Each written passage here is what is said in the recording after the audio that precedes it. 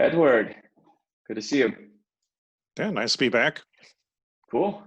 Yeah, you had something on your mind, I think, around data philosophy. I've been following a couple of your LinkedIn posts and was very intrigued. Tell me what's on your mind.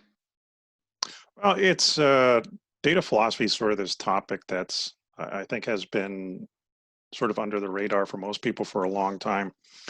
I've been talking about it for the last 4 years now, that it's the kind of the unsung hero of the data world, and that if you understand philosophy and how it relates to interpreting data, it's going to give you quite an edge in terms of just understanding how do you apply data, how do you use data, how do you really interpret data. And it's just something that's not taught in schools. I've actually tried getting some of the universities to have classes on it without any interest. But I do think that particularly today, when you start looking at how many companies are just struggling with their data practices, it's because there isn't just this common language in terms of how do you define how to really use data. And that comes down to philosophy and data, or, as I like to call it, data philosophy. Yeah, walk me through that real quick. It's an interesting notion. Like what comprises data philosophy? Well, I am a big fan of reuse and recycle. So it's, for me, it's a lot of taking concepts out of the world of philosophy and applying them into the world of data. But in a simple way, I kind of like to describe it as, history is often the study of humanity, whereas data is really the study of human activity. So we need to really define what are those human activities within the data to help us get context around what it is we're looking at. And that's often something that's missing is, recently I posted about people just saying, well, we just try to understand what the data is telling us. Well, you can't, because data is not telling you anything. It's really inert in and of itself. It's what's the context? Who created the data? How are you really going to use this information? What's really the activity behind it? And without that understanding, it's really tough to look at data. And you can look at clickstream data, for example, in Japan versus the US.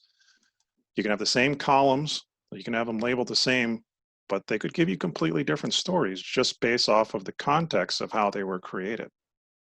And I think philosophies really helps to define that. I know for me, it's definitely helped in terms of those aspects, because you can get into things like, identity, networks around people, and just how we think. Like in the US, we're very action oriented, whereas Asian cultures tend to be very aspect to aspect in their thinking. Without an understanding of those concepts or applying those concepts in the world of data, it's kind of like trying to drive with one hand behind your back. Yeah, you can do it. It's just not very efficient or effective. No, it's a really interesting insight. So I guess what sparked this revelation in terms of data and human activity? Because I think most data professionals take the approach where, like in that LinkedIn post we were talking about, people, just we need to beat the meaning out of the data, right? And then we'll figure that out. I mean, what was it that I guess prompted these ideas? Because it definitely is unusual, I'd say, in the greatest possible way. But Well, I don't come out of the computer science background myself, and I think that's probably why I looked at things a little differently. Going back to my Best Buy days, my counterparts in IT were very much focused on the tools, the processes, and I'm always looking at the why and the what. And I think that just put me in a very different frame of mind and understanding when I was building out products. I built something called the experience platform there. And it was essentially the analytics and personalization platform for Best Buy. And I call it the experience platform because I wanted people to understand we're not building data science as this cool, hot new sexy thing that it was being called back then. It's really, the focus is on creating better experiences for customers. And it's this idea of activity-based thinking and design has always been at the core of what I look at. So to me, just bringing in these concepts around looking at it as human activities in data, that just made sense to me that that's how we should look at it. And what was that like, with this experience platform in Best Buy when you first launched it? Did you get a lot of questions or a lot of like head scratching? What was the response to that? It'll never work. That was the response. Yeah, I mean, literally, I was so I was doing a lot of different things that were very out of the norm at that time. So I was, this is 2011. I was going with open source, which was pretty much unheard of in that organization at the time, and was going with big data, which again, here in the Midwest in Minnesota, nobody was doing big data in 2011. And again, data science, nobody was doing that either. And I was literally told by IT, this stuff will never work. They didn't want to support me. So I had to go out and hire independent contractors and consulting firms to help me make this myself. And it turned out to work quite well. And it's because when I build my roadmaps, I don't spend my time like a lot of product owners these days where they're kind of grooming their backlog, making user stories. I come out of that old school industrial product management world where you're the CEO of your product. So I'm focusing on the why. What am I going to do that separates me from everybody else? I've got Walmart with $1 billion budget. I've got 10 million, which is their pizza fund. And I've got Amazon with, hundreds of people, if not more, working on the same problem. And at the time, I had a team of me and one business analyst. So I really need to focus on how do I really address the core of creating a better data platform and personalization. And that really comes down to what are we actually trying to do here? Create human experiences. And we're trying to sell experiences to people.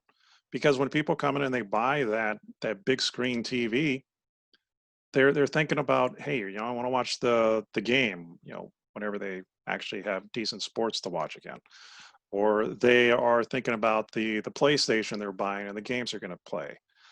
They're thinking about the iPhone they're going to have and all the selfies they're going to take of themselves. They're buying experiences. So we're not selling technology. And when I went to Target, we're not selling towels and cat food. We're selling experiences. And if you're not focusing on how do I actually understand the experience, then you're really missing out on that connection and relevancy with your customer. That's interesting with Best Buy, especially. So I was on the other side of the fence at that time. I was working for a electronics manufacturer, and Best Buy was one of our main customers. And I think at that time, correct me if I'm wrong, but Best Buy was also going through this. They're kind of going through a slump. I think in the 2011, 2012-ish time period, and maybe Oh yeah, give or take a year. I think a lot of people had kind of written them off, like, well, I mean, everyone's, this company's dead.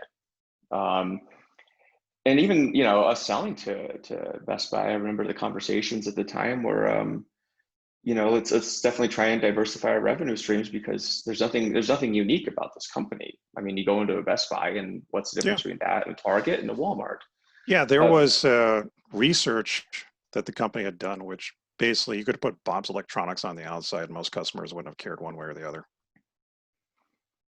But what's amazing is I've been to Best Buy since then, and it's been a great, to your point, experience. And this isn't turning into a Best Buy ad, but like, I could just as easily go buy what I need to buy online.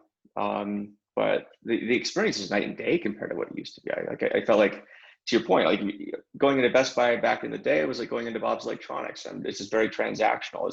It reminded me of like what was it, CompUSA or some of the old school stores like way back in the 90s. Circuit City. Circuit City, yeah. I mean, just all these like dinosaur and now I guess like fossilized brands. And Best Buy certainly could have been that, but like I guess with this experience platform, like what changed in the company? Like how did this end up working out?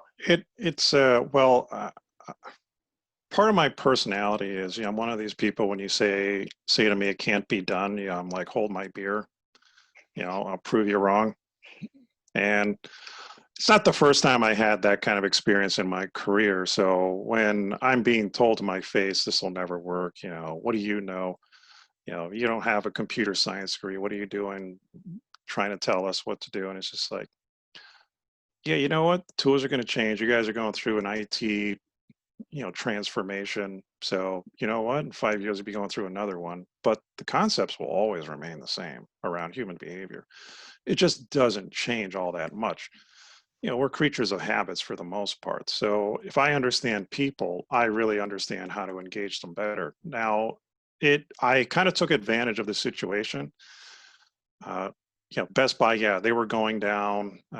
People were writing about when they're going to go out of business. And then 2012 rolls around and you got the year of the three CEOs and people were just kind of panicking. It's like, well, we'll wait for the next group of executives to come in and see what they have to say. And I'm sitting there going, what makes you think they know what to do? They're going to need time to ramp up.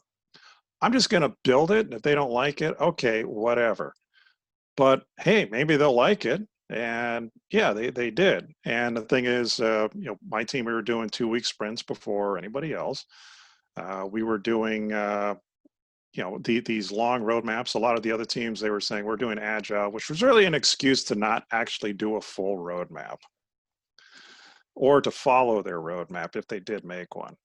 We actually, it's like, hey, here's our deliverables. This is when you can expect them, and we're working towards that. And we also worked at a point where we saved the company a lot of money, and we changed it to more of an open source environment, much more of an innovative space.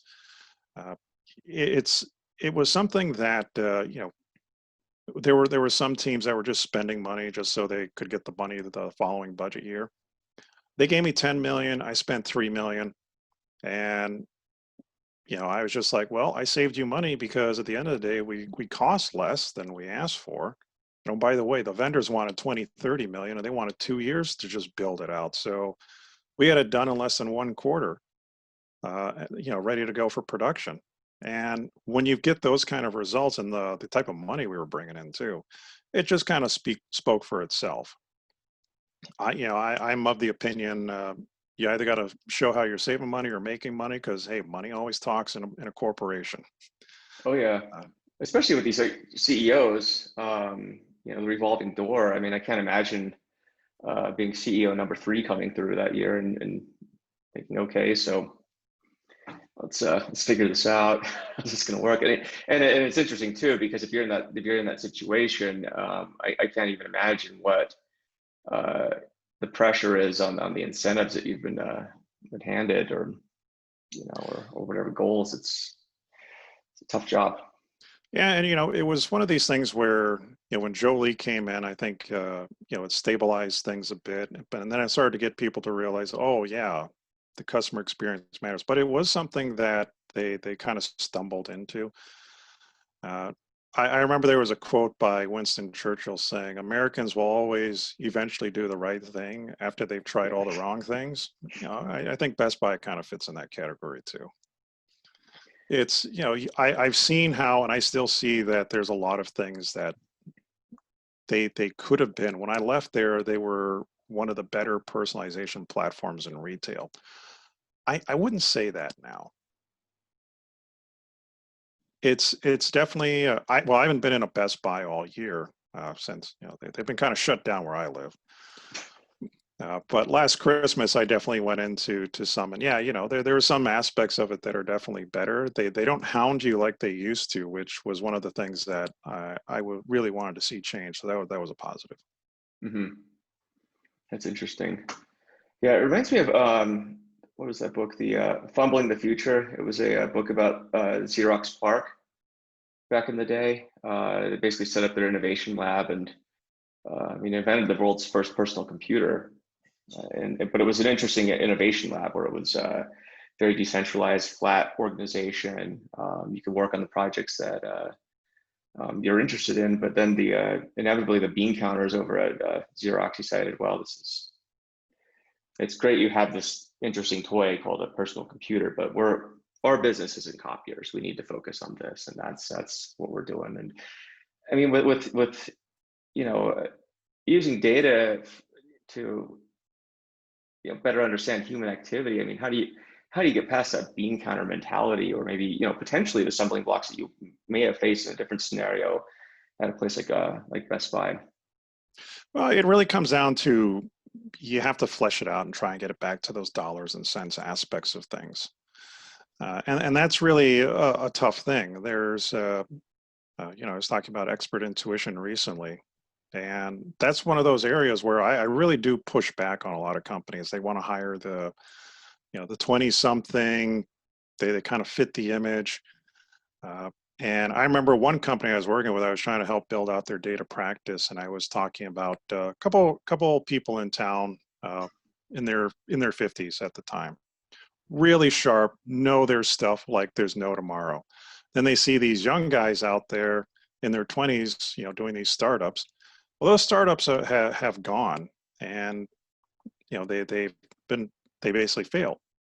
Sure, they kind of fit the image, but could they actually get you to where you want to go? Maybe not. But these older people, they could, and that's because they had the experience of understanding where the pitfalls were. And when building out a new practice, that's really what you need. Uh, you can get somebody who kind of looks the image, but you need somebody who's really got the substance. And that's one of those things I always bring up is like, you need expert intuition. I don't care what their title is, get that person on your team when you're building out a data practice, because they're going to save you far more money. And around here, these people are in the 200,000s for a yearly salary, and I'm like, it's going to be well worth it, trust me.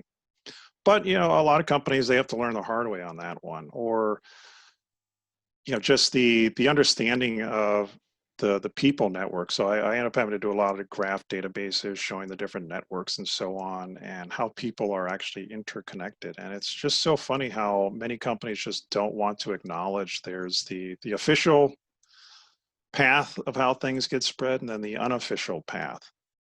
And usually the unofficial path is really where you want to invest your time and effort into. But then they run into, there's some high school kid or some college dropout they find is the most influential person they got to deal with. And, the ex-McKinsey Wharton executive doesn't want a stomach sitting in the room because they can smell the pot on them that they smoked before coming into the meeting. And it's like, well, that's your audience. Deal with it. And sometimes they have a hard time doing that. Yeah, I mean, it's almost like there's expert intuition is a really interesting one because there's almost this interplay amongst different experts, right? So, I mean, you may have an area of expertise, I may have my own area of expertise, but what I find interesting in that, and the expert intuition thread that you'd written like on LinkedIn this week, expertise has its own almost like game theoretic aspect to it, where depending who's talking, it sort of delves into either there's a Dunning-Kruger effect with the expertise with some people, or you default to like the hippo, like the highest paid person's opinion, and then calling that expert intuition. So, I mean, how do you actually discover like real expert intuition versus bullshit expert intuition? Well, it comes out, well, like, yeah, if you're dealing with social media, it's kind of tough. I think most of it's kind of fake anyways, or at least extremely polished. But there are people that are very much into a field, and they have a real passion for it. Now, they might not have the educational credentials, but they definitely have the passion, and you can see that they're probably going to be just their drive and influential voice in the field, versus somebody who's much more of an introvert who probably knows all the nuances of their field. They're just not out there. And then, of course, there's this just the looking at, well, who's just trying to make a buck? Mm-hmm. And usually now, depending on where you are in your own journey of understanding that field will depend on who you gravitate towards. And that's often sometimes a journey that you'll take. I know I've done that myself, where I might start looking into a new topic, and I see like some YouTubers, and they've got some cool videos that are kind of fun to watch, and they kind of give me that general understanding. And it's like, okay, that's nice. But then once I get to a certain point, I need more substance, and I may go towards like an actual message board or forum, or buy a book of somebody who's considered an authority in that field, and doing the lecture circuit and so on. So I do think it's sort of a gravitational journey that you take in terms of if you're really getting into a field. And for some people, they may just want to know, like, okay, what's the general idea of this concept I'm looking at?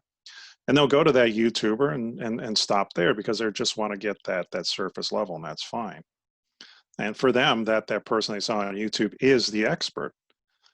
But for somebody who, let's say they're doing a research paper on it for school, they're probably going to need to get much further along, especially if you're like a graduate student where you need to show some real thought in your work. Then they've got to go look at the true experts that kind of live and breathe this stuff. And there's expertise, but then there's intuition. I mean, I know in my experience, the intuition didn't start happening until everything, I think, became almost muscle memory in a sense, right? Like you could look at a data problem, for example, and I think pretty quickly assess what was going on within like a few seconds even. But then I don't know about your thoughts on this, but I know for me, I always had to second guess myself. Like, am I being delusional? Like, Well, or is there something there? So. yeah, and I think it's good to second guess. I mean, I do it all the time because you want to make sure you've covered all the perspectives to look at a problem. You're not just kind of having this this frequency illusion of just saying, well, it keeps popping up, so therefore it must be true. Or it's just, you just keep looking at it from the same point of view, therefore you get the same angle all the time. So I do think that questioning is a very important thing to have. But it's something that I think I never, I've had some people call me like a data guru and stuff like that, or, expert. And I'm like, I don't call myself that because, I mean, there's a tons of stuff I know I don't know. And we just have to keep going out there and learning. Like this data philosophy stuff, the best I can do right now. I enjoyed philosophy when I was getting my undergrad. I enjoy debates on the topics, but would I call myself an expert in philosophy? Absolutely not. It's something that I think is very useful, and I'm hoping better minds in the space can actually apply their brain power to it and take it to a level that I could not. Yeah, I was in the same boat. I think in high school, I studied a lot of philosophy and actually did a lot of debate as well. And I thought it was interesting. Like epistemology is an interesting subject, right? Like trying to discover truth and underpinnings of reality and that sort of a thing. And I think with data, especially now, it's more important than ever. For some reason, I'd like to get your take on this. I see a lot of up and coming data scientists focusing on the tactical things, like learning the algorithms that they're supposed to know for this point in time. This point in time being whatever's trendy, and also maybe knowing like the basic stats that you need to know at this point in time, and basically saying all the right things. But what I see time and time again is the ability to diagnose a problem and understand what's going on beneath even the surface level. That's a skill that I've not seen in too many people. And I would say even senior data scientists, like being able to just look at a situation that's happening right in front of you, being able to look at the numbers matching up to that situation, and I think formulating a relatively good decision about how to proceed next. And I think that's because the leadership is kind of to blame for that in a lot of ways, both in academia and in business. I remember we created an experiment. We had our assumptions and listed out our biases going into it and what we thought might be the outcome. And then we spent a month working on it, and we came back. We said, hey, look, our assumptions are correct and so on. And did the presentation, asked the executive, what do you think? And he's like, I'm kind of disappointed. It's like, well, about what? I was expecting to be wowed entertained, surprise. And it's like, it's not a movie we're showing you here. We're trying to make sure that our thinking is correct here. We're not going down the wrong path. So then I think a lot of people kind of see that, or they experience that, and they just think like, oh, I've got to, kind of jump through these hoops and put on a good show and show them I know my stuff. And, I can't have these ideas of not knowing something. So they kind of just want to show like they're the smartest guy in the room. And I can't fault the data scientists too much if that's the environment that they've been in and they've been exposed to. Yeah. But at the same time, it's like they're still shooting themselves in the foot in the long run, because eventually that's going to catch up to them. Well, and I mean, how much do you see like kind of forced novelty? Like you bring up this interesting point that I've been thinking about a lot and been observing, where um, you'll bring up a finding to somebody and they'll say, well, that's not surprising. As if finding the surprising thing is like the end goal, right? Because if it's not surprising and doesn't wow the shit out of you somehow, that's like not relevant, not useful. Come back when you find something that's very surprising. And I think to your point, it does cripple analysis. I mean, because the data and the context kind of are what they are, right? As we pointed out earlier, data is inert. So if you're looking for something surprising, I guess we can spin it that way if you want something surprising. I don't know if that's in your best interest, but yeah, I don't know if you've seen the same Yeah. thing where you're just trying to find novelty for novelty's sake. And I think that's what a lot of people are trying to do. They're trying to find that wow factor. And for me, I'm looking for, because I look at it and I say, hey, I'm trying to understand somebody's activity whom I wasn't able to talk to. I wasn't able to get in their head and ask them questions. And I'm trying to make sure that I did the right assumptions around what they're trying to do and what they're trying to achieve here. So if it comes to the end of the day where it's like, hey, we went through these steps to validate that we're thinking about their activities correctly, and it came out as a positive, to me, that's a good win. It should be boring in that aspect of saying, hey, we think this is why they're shopping the way they are, and our studies validate that to be true. That should be considered a positive. If it comes back and it's like, oh, well, we thought this, but actually they're totally doing this other thing. Now it's like, okay, time out, guys. Why were you so off? Why were you like not understanding them in the first place? Now I want to stop the work and figure out what it is you guys are thinking. But yeah, a lot of executives are just like, ooh, something cool. Now I can go take this to my boss and show them something interesting.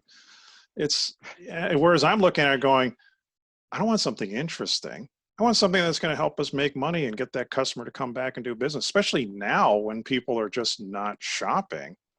I don't know about where you live, but it seems like every week someplace that I know, like the bike shop I, used to get my bikes worked at, last week they just shut down. 20 years in Oh, business, shit. now they're gone.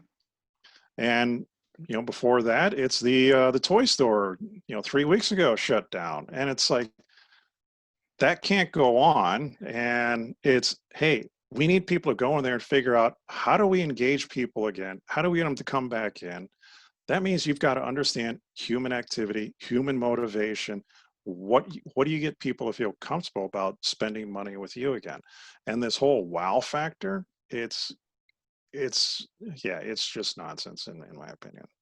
Yeah, I mean, That's the most polite word I can use about it. sure. Yeah, because each wow ends up, I mean, that could potentially be a new project and a new crisis that you got to deal with. I think you're absolutely right on that. Like, um, I'd rather keep wows to a minimum, but again, it's insane because you talk to execs and like, well, this isn't surprising at all. It's like, well, okay.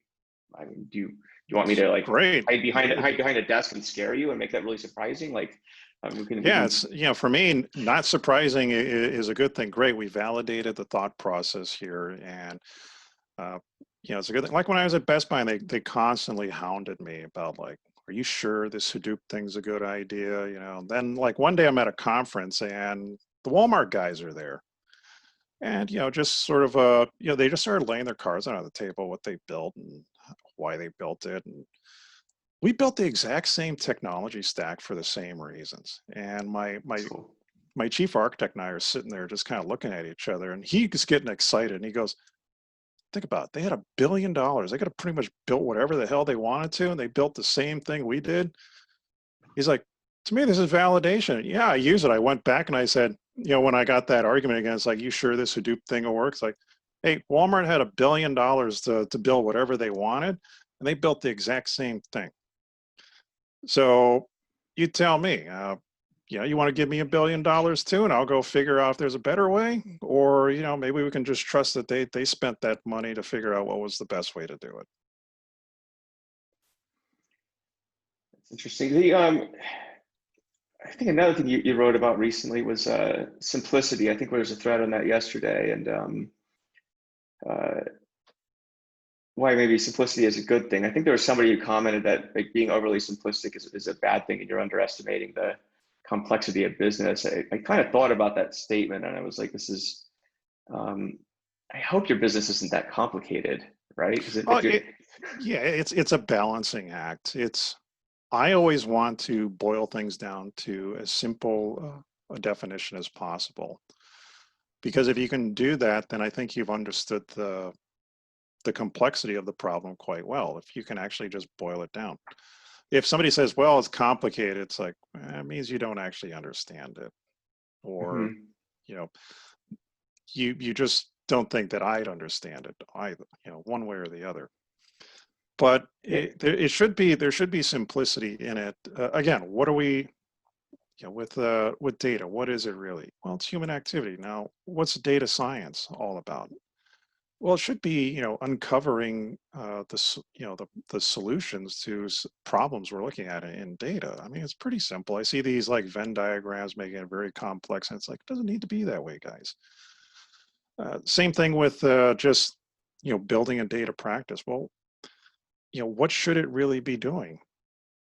To me, it should be helping, at least with the space that I've been occupying the last few years. It's all about transforming organizations to become much more modern in how they do things.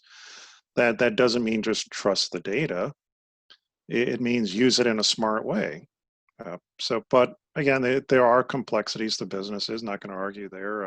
I worked in regulated industries where you couldn't even find a bookbinder big enough to fit all the regulations in, like for trucking, for example.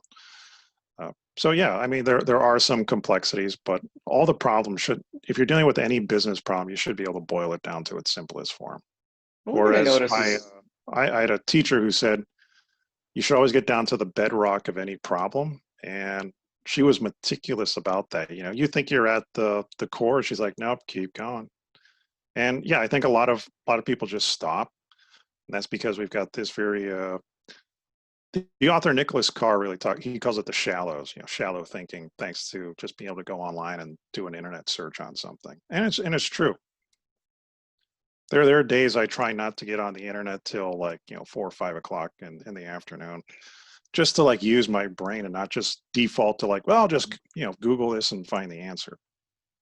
Yeah, I think it was like Kahneman's system 1 and system 2 thinking.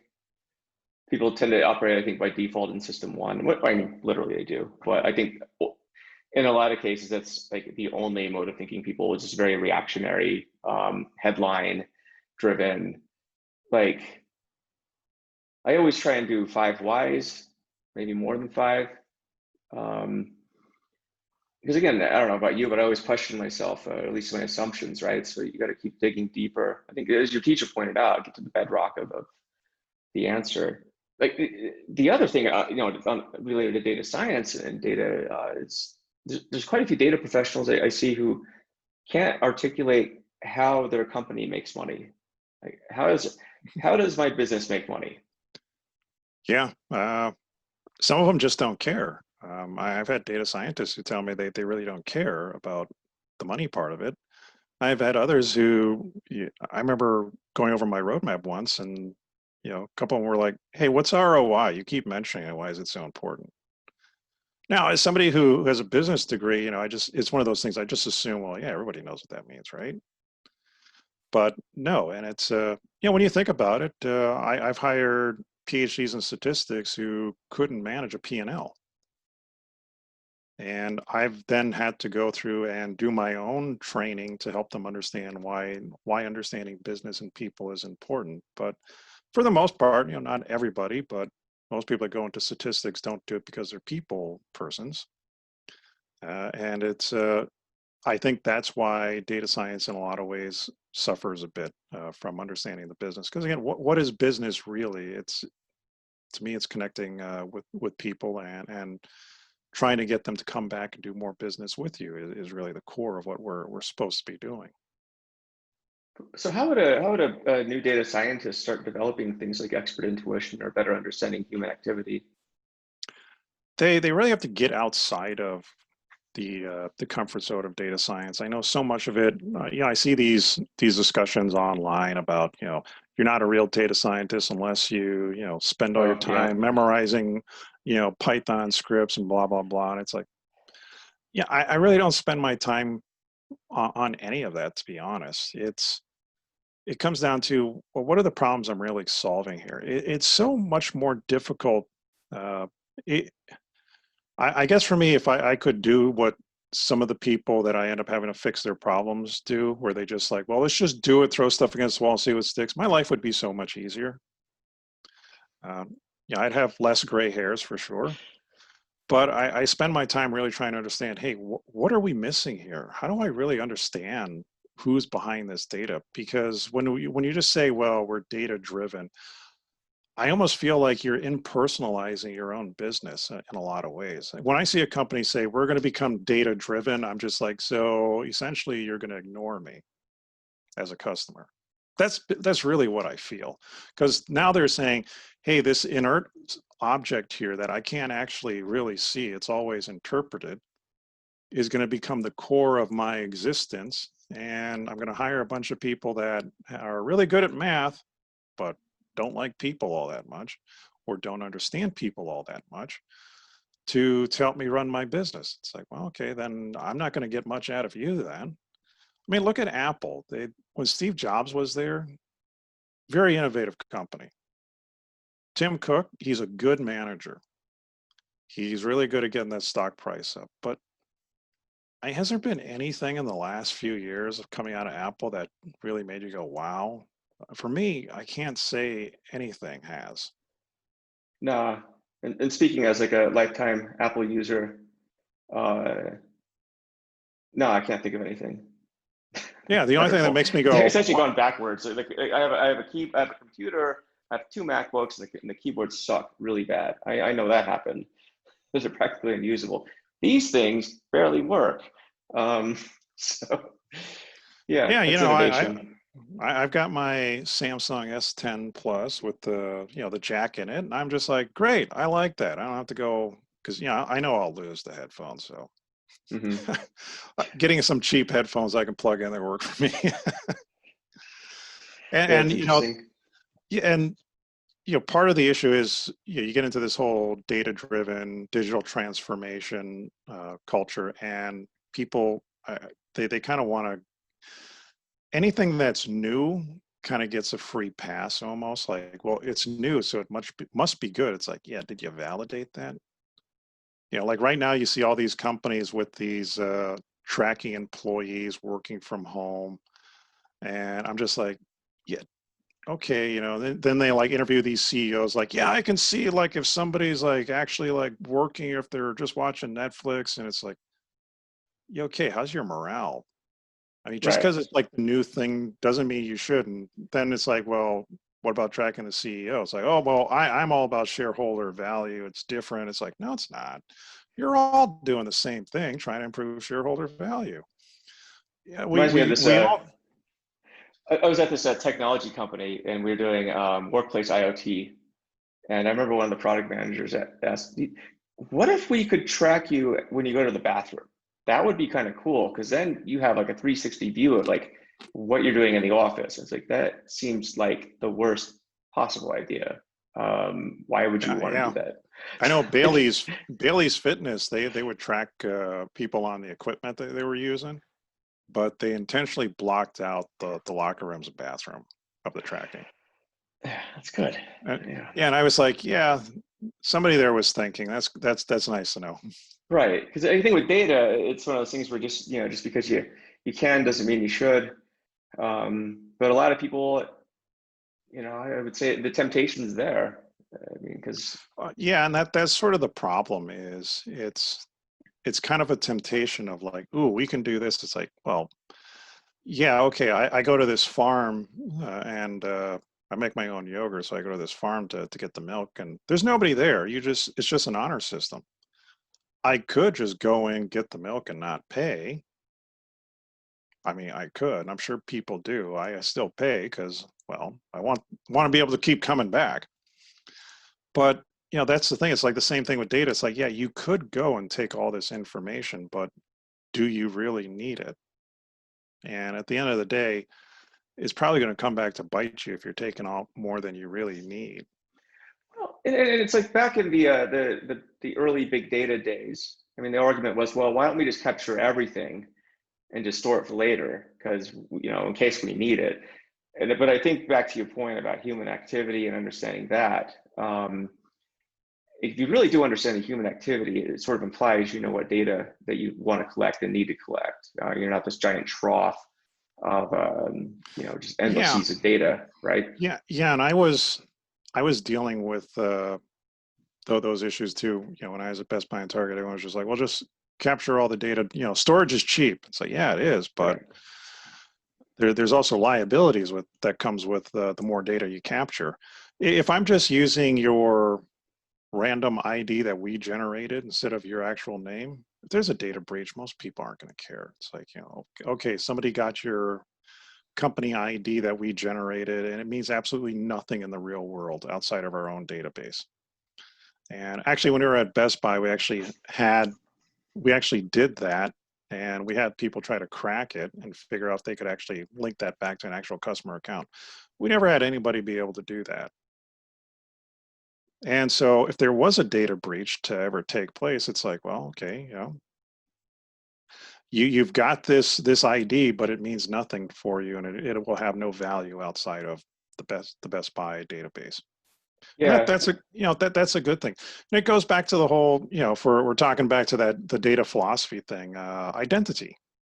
Uh, that's I find it very interesting. For me, the whole concept of identity around people online is quite fascinating for me, because we kind of take on a different personality in some ways online.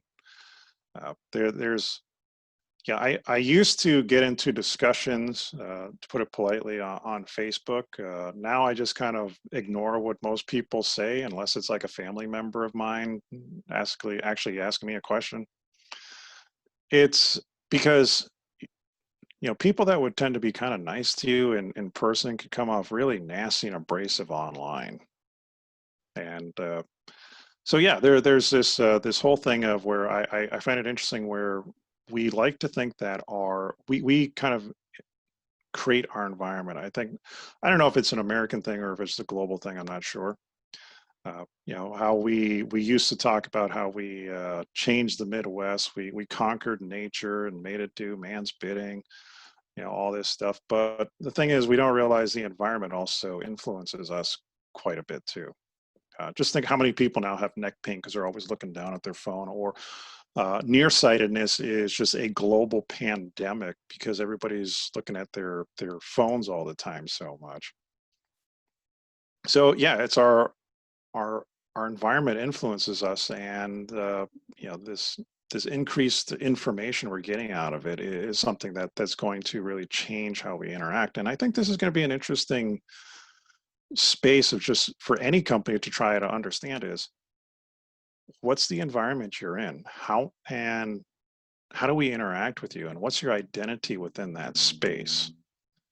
So I know an individual, she's an avid biker, she gets into races, she's really passionate, she knows like all the nuances of mountain biking, but she's also a communications consultant, works with like Verizon, AT&T, and T, and those guys. So what's her identity? It's going to be very different depending on what space you get her in. Hmm. And that goes to a concept called heterotopias, which is really the idea that there's multiple spaces, not just one. And I know in most corporations, you're kind of bucketed into a persona where you get like, it's like, well, you're 30 something, you make like 130,000 a year, you've married with no kids, got a townhouse. It's like, yeah, okay, those are all technically true, but it doesn't really tell you anything about this person's aspirations, what's relevant to them, what makes them tick, what's going to piss them off. Like my friend who will never buy Sony products because his ex-wife works there. It has nothing to do with the products, nothing to do with the company. Just the fact that he still doesn't like his ex-wife. That's How are pretty you? damn funny. Yeah, yeah. So how would you get that information? And Hmm. it's very difficult. But there's for me the whole philosophy concepts I think would help you to better understand and flesh out that person, make them less two-dimensional, more three-dimensional. In terms of understanding what actually makes them tick, and start looking at people more as archetypes instead of just kind of these focus group driven personas that we create. Now those personas definitely have merit to them. I use them myself, but I lean much more and more towards the archetype because I also do these going to high schools career day things, just kind of telling them, yeah, this is what I do. And it's sort of funny to me because I look at these kids and I'm like, I can match one of these kids up exactly with some kid I went to school with because they fit all, the jock, the cheerleader, the drama club kids, the the kind of wanted to be loner rebels but gravitate towards each other and hang out group. I don't know what you call them now, but they're all still there. They're just archetypes that we all play because at the end of the day we still want to be part of a group even if we say we don't, and we play certain roles. So Hmm. how do we then take that information and really start applying it, not just in an abstract way, but in a way that actually makes sense of engaging people? That's where I start getting into more experience innovation, uh, because just the data philosophy on itself, I mean, for me, it's fun, it's helpful, but it doesn't get me across the finish line. And that's where things like experience innovation help to actually make it much more of a business application instead of just an abstract concept. The abstract concept helps get people's heads wrapped around it instead of sitting there talking about linear regressions or random forests. You're talking more about how the identity, or how are we going to engage with somebody. Well, if we're going to Japan, you probably want to deal with an aspect to aspect transition in your customer journey instead of in America, it's more action to action transitions. Now that for a lot of people, they'd be like, oh, okay, that makes sense. And I don't have to get too much in the weeds. It just gives me a good understanding of what I need to know to get me past this hurdle of understanding right now. Let me show you this article real quick. I don't know if you had a chance to read this from the Atlantic. It came out pretty No, recent. no, I This is didn't see this one. interesting. Yeah. So it basically goes through China's version of their data collection and social scoring and whatnot. Fascinating read. I would say this is a version of a future. This is already the present in China, but it basically dives into what happens when, they're talking about the Uyghur population over in Western China and how they're being monitored and tracked uh, in great detail. Like your phone usage. If you're not on a social app, that counts against you. If you um, if you go out the back door of a house, that might count against you because you might be sneaking off. Your electricity usage, all these data points, or collected and synthesized into some sort of score that now describes you and your fitting in a society. I think this is a Yeah, should check it it comes out. back to that whole it actually comes back to the whole Yahweh discussion about, should we let them in here? And I'm actually quite against Yahweh or anyone like them, really, uh, even if they're an American company. doing the same thing they do in China, because 4G and below, you could opt out. Just don't get involved. You can get a flip phone if you wanted to and not be a part of the system. With 5G, you cannot opt out. They'll just be tracking you no matter what. Oh yeah. And that's really what they do in China. And yeah, it's what if you posted something on Facebook that you thought was funny, but somebody else didn't think so. All of a sudden, it's like you go to Starbucks and they're like, "Sorry, can't give you your latte because somebody was offended by your meme post." I mean, that kind of happens here right now, but in a different way. So, Yeah, but in China, it's interesting because I mean that's the official score. And like I think when the social credit scores first kind of unveiled, I had a few friends say, "Well, why is that a bad thing? I mean, as long as you're following the rules, why does it matter?" And I asked, "Well, like well, whose rules are you following?" yeah. Whose rules? Who decided on these rules? There's. I think that that's one of the things that as a society, and I used to be just as a local or then country, but really globally, because we're so connected now, we really have to make that decision. It's do we really want to go down that path? Personally, if we do, I'm probably moving to some remote place in Siberia where nobody can really bother me. Because at that point in time, really, where's the fun in life? And this is the thing, back in the first .com bubble, and I remember I was at a conference and they said, "Hey, when it comes to where the internet's going to go, we're either going to go to this environment which is really, really a heterotopia. There's a space for everybody to kind of live their life in their own existence as they see fit. I like that model. Or we're all going to become uniformed and basically told, this is the way it will be. If you don't like it, there'll be repercussions." And I see a lot of people that kind of want to go towards that ladder right now, thinking their way is going to get there, the predominant position, but that never happens. Uh, as somebody who's now has relatives from the former Soviet Union, I can tell you, yeah, they can tell you how that turned out over there. Sure. And I was talking to a friend of mine who lives in China, and I didn't challenge him on some of the things he was saying because some of it was just blatantly Chinese propaganda. Because I knew they were kind of watching what he was saying as we were He chatting can't say online. anything bad. Yeah, and I can't sit there and and it was like, I can't actually have a real conversation with you on this because if we did, it's going to harm you. Hmm. And Yeah. I'm old enough, I was growing up in the 90s and I liked a lot of the concepts back then where it was like, do whatever you want as long as you're not hurting anybody. Hey, why can't we keep that going on? I agree. I mean, I grew up on the internet back in, I got my first personal email back in '92. And I grew up on cyberpunk novels back in the day. And that's sort of the libertarian ethos of the internet back in the day is still something I hold true. And back then too, I mean, when you were in Usenet or bulletin boards and chatting with people back even before the browser, to me, that was still my favorite time on the internet because it was still free and like, Back when 2400 baud was fast.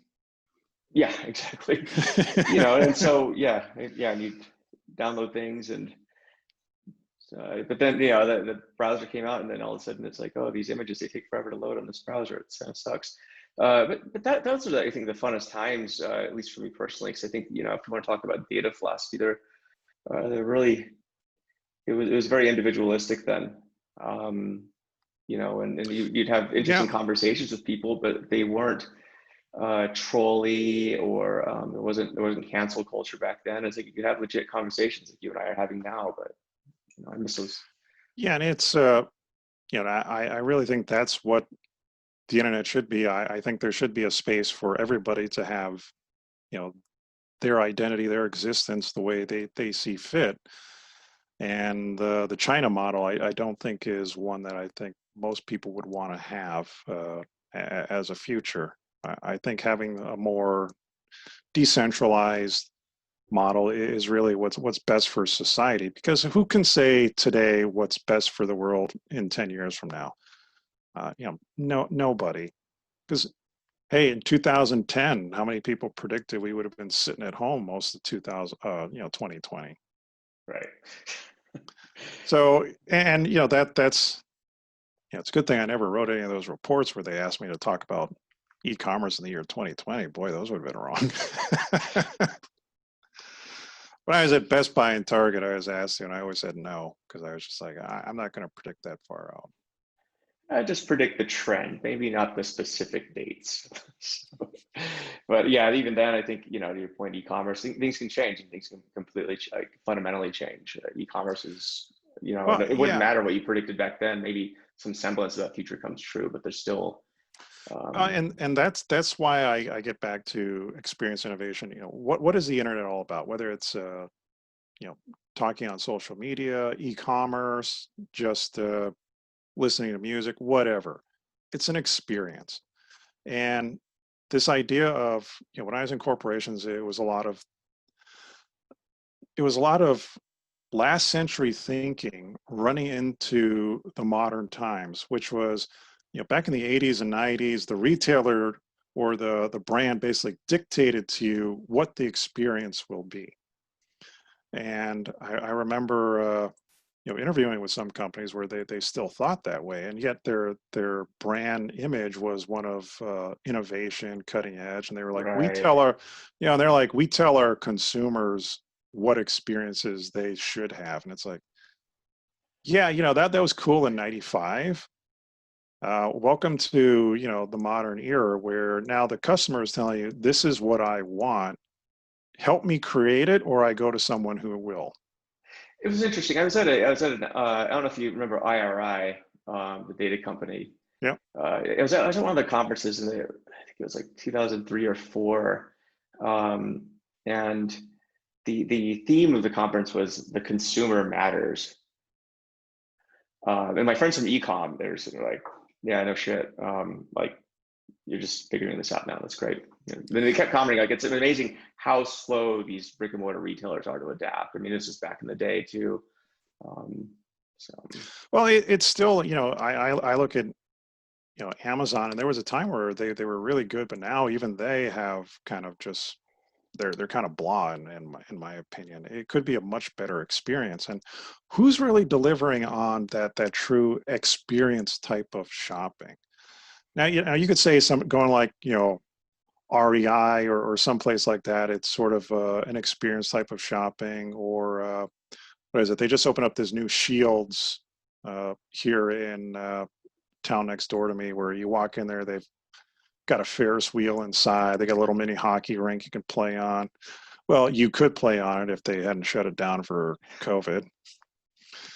But at the same time, that's really them creating an experience for you. I'm really looking at it as the customers or the consumers saying, here's the experience I'd like, or give me some ideas. It's like, if somebody were around in late March this year, my gym shut down. It's still snow outside, and I'm like, I don't want to gain weight sitting at home. What do I do? And well, just had to kind of figure it out on my own. Freeze my butt off walking outside a lot. But it's would have been nice if there was some company that could have helped me figure out, well, what do I do now that I'm stuck at home and I no longer have my gym available to me? I need a new routine. Help me out. And this goes on every day. There's somebody having this conversation mentally, hoping somebody would actually deliver on that. And unfortunately, a lot of companies are just focusing on, let's have a good brand presence, or, let's build a better app in terms of how it looks and feels, or we'll put AI in there to sell more. Okay, you need to sell more, but how you sell more is really important. And that comes back to that experience innovation. the one What company I've seen that actually has been doing well, I think, with the customer experience is Patagonia. Patagonia? I like, for one, because they're privately held and the owner is somewhat of a maverick, at least they don't give the impression that they're beholden to a bunch of suits. In fact, they kind of give the middle finger to the suits in a lot of ways, which I think is awesome. So, but their customer experience, I would say, is among the better ones out there. I mean, it's not personalized. but I think they do understand who their customers are and who their customers aren't. And the customers that aren't in that bucket, that's fine, because we can focus on the customers that we care about. And I would say, like, if you go into a Patagonia store or shop there, I would say they probably have the best e-commerce experience right now. Everything is tailored to who you are as part of their tribe. And maybe that's also because it's more direct to consumer, which I think is the other trend you're going to start seeing, is more kind of decoupling of the brand from the store. But I'd be curious if they're using like any data to drive their decisions, or whether it's just I think they understand their customer really well. I mean, being in the outdoor industry for a while, I mean, I've kind of gotten to see Patagonia from being sort of this just niche granola brand that like was not popular at all, actually very unpopular, to where it is now. And it's been pretty fascinating watching it, because I think through that time, despite the fact they've gone corporate, I mean, their core fans still really love them, as far as I can tell, and that's pretty rare. They haven't sold out. So Yeah, and I think if a company's focusing on a niche, it works. Once you get to mass consumer market, it becomes difficult, but not impossible. And it's, like if you look at Target, it would be easy to do personalization far better than they do now. But again, they're sort of trapped in that same issue that most others are: data-driven culture, kind of getting their eye off the ball. I mean, Amazon is an interesting one. I think at least Bezos was smart enough to know what were immutable qualities of consumer behavior, right? Like, people are always going to want to buy things cheaper and get it quicker. I mean, there's never a situation where people are going to want things more expensive and late, Well, right? I find it interesting. I actually had this conversation last week with the wife. So we've got Amazon and Costco memberships. She's like, if you had to pick one, which one would you choose? I mean, it was like no issues. I was like Costco. Same, actually, totally agree. And you go to the Costco website, there's no personalization at all. It's It's horrible, not actually. yeah. It's kind of not the greatest e-commerce experience whatsoever, but I still use it. I still buy stuff on their website. I still go into their stores. In fact, I was there this morning. Wasn't planning on it. I was just like, oh, hey, yeah, I need some more berries. Walked out with like, $100 worth of stuff. Hmm. And it's just one of those things where I don't really watch a lot of Amazon Prime videos. And yeah, it's kind of nice that I get 2-day shipping, but there's a lot of things, like if it took me 5 days to get it, it wouldn't really be a deal killer. It's just the overall experience, the message. Like, I know that the CEO limits his pay to like some multiple of the store managers.